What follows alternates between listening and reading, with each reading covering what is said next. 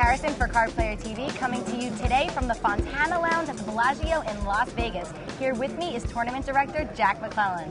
Thanks for having us, Jack. It's always good to have you here, Lizzie. So one of our viewers named Sean wrote in a question for you. He runs an underground poker room in New York City where he recently came across a situation. He didn't know how to handle it. He didn't know who to call.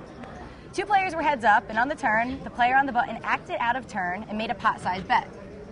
The player who should have acted first then said, "I'm all in," which was an insignificant re-raise at that point because it was only a few chips more than the pot-sized bet. At this point, the dealer said to the initial bettor, "Hold on, you acted out of turn." Now, is the bettor allowed to take his bet back since he was the first one to act out of turn and the first player to act didn't check?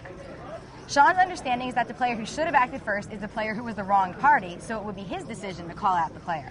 He obviously didn't, since the player who should have been first to act had the nuts.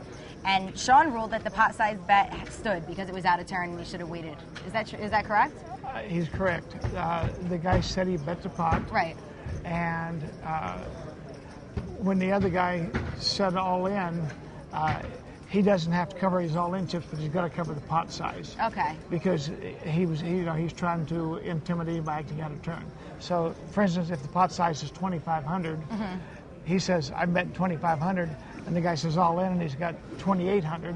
He won't have to call the extra 300, but they have to call the 25. All right. So his chips would be in the pot. At that point, he could make the decision whether to call the additional 3.